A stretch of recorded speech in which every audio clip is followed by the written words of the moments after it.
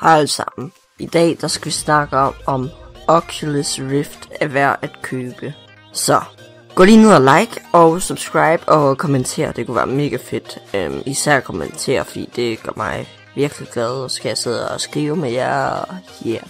Men er Oculus Rift værd at købe? Lad os kigge på det nu.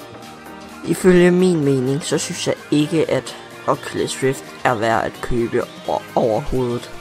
Tro mig, det er en mega fed experience de første 10 gange, man prøver det. Men det går så hurtigt, og de spil, der er, de er ikke sådan specielt sjove, og der er heller ikke særlig mange spil. Og til de spil, der er, de koster bare fucking meget. Altså virkelig utrolig mange penge, der bare rører ud af vinduet. Jeg vil ikke råde jer til at købe Oculus Rift. Men altså, det er fedt, og man føler virkelig bare, at det hele det er bare utroligt, når man allerede sidder og prøver den der Oculus Rift.